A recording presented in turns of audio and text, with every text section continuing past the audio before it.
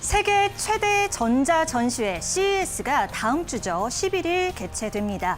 올해는 5G 등 주요 키워드를 중심으로 각국 기업들이 각축을 벌일 것으로 예상이 되는데요. 삼성, LG를 포함해서 이 국내 기업들도 힘을 주는 제품과 비전을 선보일 예정입니다. CES는 그의 산업 트렌드를 이끌 수 있는 장인 만큼 이 관심이 어느 때보다 높은데요. CES 현장 취재 경험 기자와 풀어보는 생생한 이야기. 미리 보는 CES 2021 지금부터 만나보시죠. 네, CES 국제 전자제품 박람회입니다. 다음 주 월요일부터 해서 4일간 개최가 되는데 온라인으로 이번에는 열린다고 합니다. 성주원 기자, 전반적인 상황 좀 알려주시죠. 네, 이번에 세계 최대 전자 IT 전시회 CES가 사상 처음으로 네. 온라인 개최를 하는데 사실 이 CES가 온라인으로 개최된다는 사실이 저는 사실 너무나 어색합니다. 그렇죠. 예. 직접 눈으로 봐야 될 것들인데. 여기 뭐 김종호 기자가 최근 2년 연속 CES를 다녀왔는데 네. 저도 사실은 5년 전에, 5년 무려 전에. 5년 좀 전에 오래됐군요. CES를 네. 다녀온 바 있습니다. 네. 워낙 오래된 일이다 보니까 그때를 떠올려보면 재밌는 게 많아요. 그러니까 네. 핵심 키워드가 그 당시에 IoT, IoT. 가상현실, 네. 자율주행이었어요. 지금 이미 현실화돼 있는. IoT나 네. 가상현실은 이미 우리의 실생활에서 맞아요. 관련 제품들을 사용하고 있잖아요. 그렇죠. 네, 네. 이게 현실이 된 네, 그런 네. 기술들을 그 당시만 해도 우와 이게 된단 말이야, 네, 우와 이거 네. 멋있다, 뭐 이렇게 하면서 구경을 했던 기억이 나는데요. 네. 자율주행 같은 경우도 이제 뭐 어느 정도 레벨 2, 그러니까 부분 자동화 이 정도 레벨 2는 현재 시판 중이고 레벨 3 같은 경우 그러니까 운전자가 운전석에 앉아 있되 핸들을 놓을 수 있는 단계는 또 지난해 정부가 출시를 허용했거든요. 네. 그런 점을 봤을 때 야 정말 이 CES에서 소개됐던 기술들이 네. 이제 이렇게 현실이 되는구나. 그렇기 때문에 우리가 CES에 또 관심을 갖고 지켜보는 이유가 아닌가 싶겠고요. 네. 국내 참여 기업으로는 역시 뭐 삼성과 LG가 대표적입니다. 뭐 다양한 신기술과 신제품을 선보일 것으로 기대가 되는데 뭐 다음 주 한 주 동안 계속 CES 뉴스 관련 신기술 기사들이 쏟아질 거고 그렇기 때문에 조금씩 아마 그 내용들이 공개가 될 겁니다. 뭐 최근에 미니 LED TV를 삼성과 LG 모두 선보인 바 있는데 네. 관련 기술과 신제품 공개될 것으로 예상이 되고요.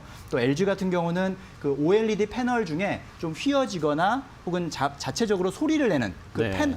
그 OLED 패널이 이게 진동을 하면서 소리를 낸다고 해요. 오. 이런 것들을 또 최초로 공개한다고 하니까 아마 네. 재미있는 눈요깃거리가 될 것 같고 스마트폰도 뭐 갤럭시 S21 신제품 시리즈가 공개가 되고 LG전자는 첫 롤러블 폰을 네. 공개할 예정이라고 합니다. 이런 것들도 상당히 기대가 되는 부분이고요. 또 재미있는 거 하나가 GS 칼텍스가 네. CES에 참가한대요.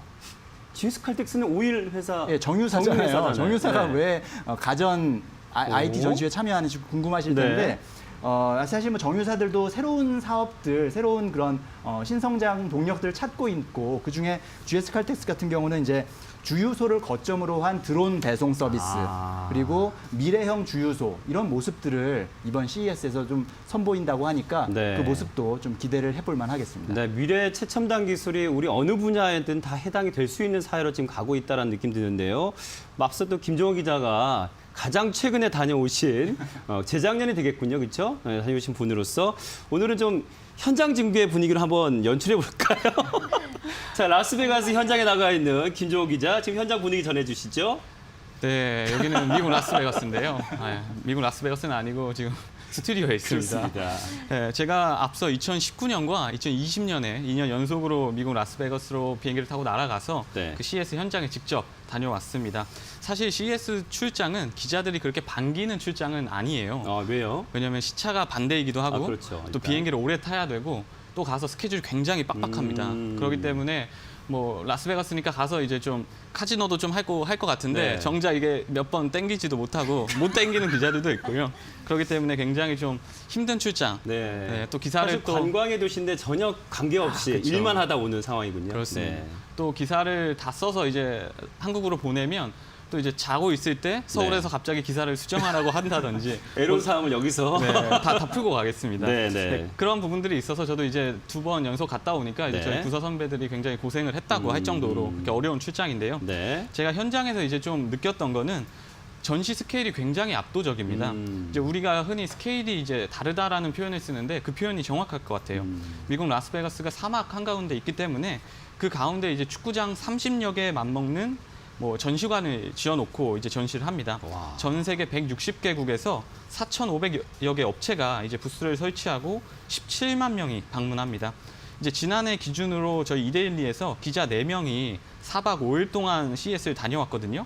근데 모든 전시를 보지 못할 정도였어요. 그러니까 전시관이 얼마나 큰지 네, 아시겠죠. 네. 또 그 전시관이 워낙 넓기 때문에 그 전시관 사이사이를 카트를 타고 돌아다닐 정도거든요. 아, 우리나라에 네. 코엑스 있잖아요. 네. 얼마나 차이가 나나요? 코엑스보다 한 3, 40배 나는 것 같습니다. 아, 그래요? 정확한 코엑스는 수치는 반나절이면 반나절이 뭐예요? 한 한 30분 다 돌아요. 되지 않나요? 그런가요? 네.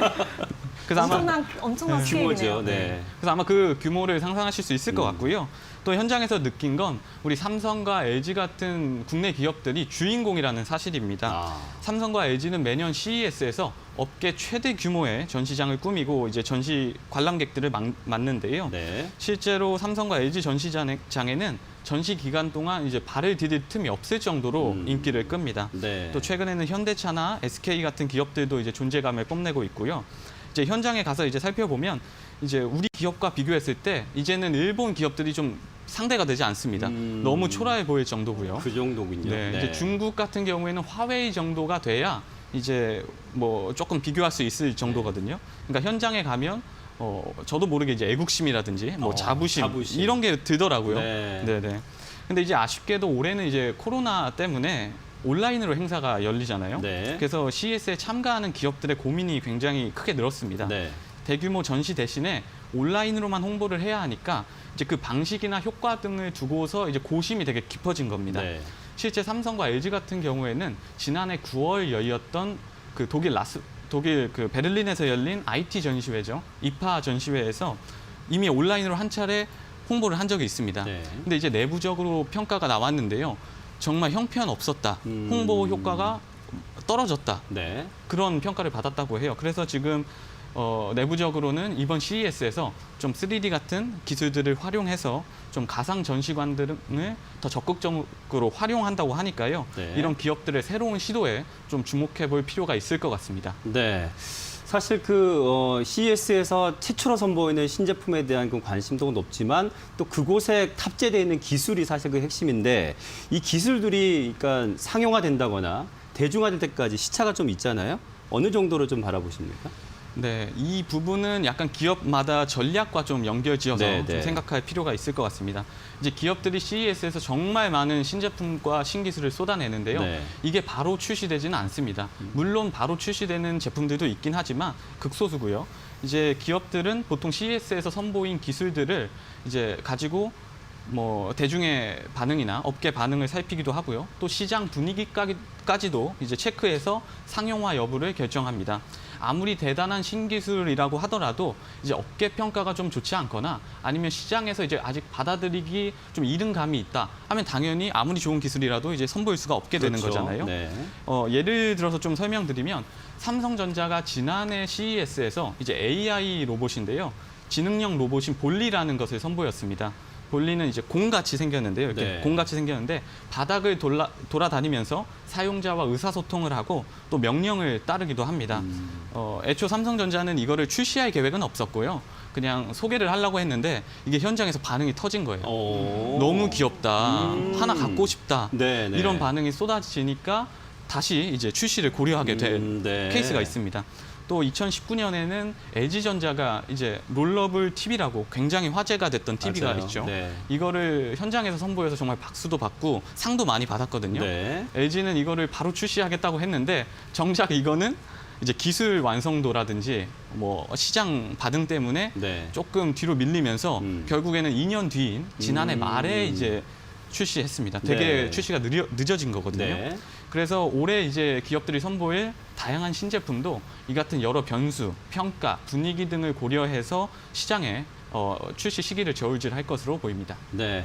이제 박람회 가신 분들은 아마 좀 이렇게 그 현장 분위기를 좀 느끼어서 아마 좀 기억하시겠지만 이 소비자로 봤을 때는 제품에 이제 눈길이 가지만 투자자로 봤을 때는 그 기술 거기에 또 기업 이렇게 좀 보게 된단 말이죠. 이혜려 기자, 네. 이런 그 CES에서 소개된 기술들이 투자 전략과 연관성은 어떻게 좀 취재해 오셨습니까? 네, 이 CES 자체가 또 어떻게 관련이 있을까, 네, 네. 투자에 어떻게 풀어볼 수 있을까 해서 IT 관련 애널리스트들에게 질문을 해보니까 이 새로운 산업의 트렌드를 만드는 그런 장이잖아요. 네. 그렇기 때문에 이 관련해서 관심이 있는 분야에 것들을 활용하는 그런 기업들에 대해서 좀 조사를 해보자라는 내용이 있었고요. 네. 매 CS를 전후로 해서 이 관련 수혜주 찾기에 굉장히 분분한 모습인데 이 CS 이후로 해서는 IT 대기업들, 그러니까 한국의 IT 대기업들 떠오르시는 네. 몇몇 곳이 있으실 거예요. 그런 것들이 더 재부각이 되는 경향이 좀 많았었다 이렇게 언급을 하더라고요.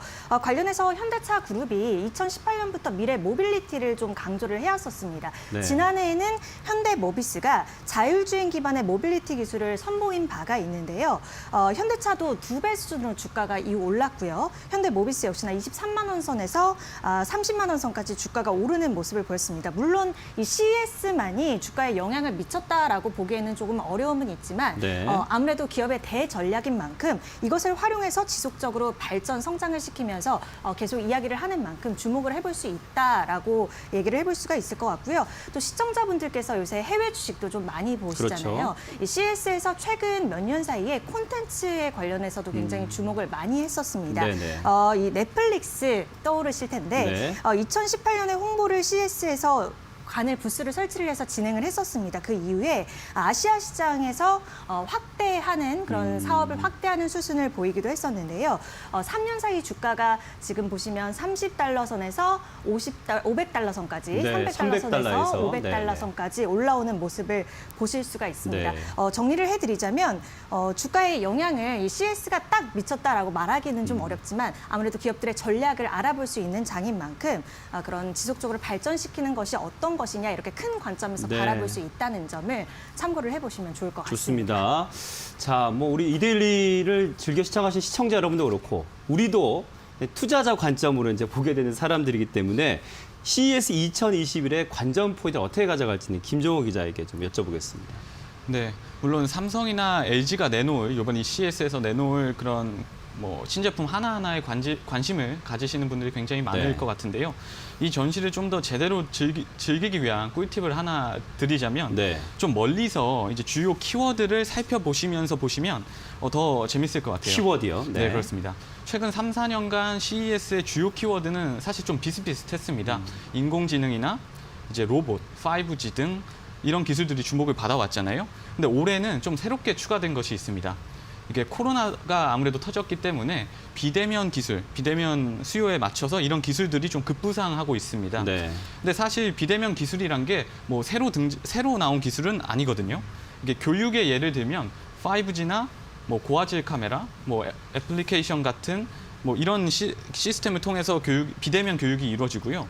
의료의 경우에도 5G나 AI 등을 통해서 비대면 원격 의료가 이루어지기도 합니다. 네. 또 카페나 식당 등에서 활용이 가능한 로봇은 자율주행이나 뭐 AI 같은 기술을 활용하니까요. 이처럼 기존에 있던 기술들을 적극적으로 활용하고 또 융합해서 비대면 시대에 적합한 기술을 창출하려는 이제 그런 모습들이 많이 보일 것 같습니다. 그래서 이 부분을 참고하시고 관전하시면 더 알차고 즐거운 CES 관전이 되실 것 같습니다. 네.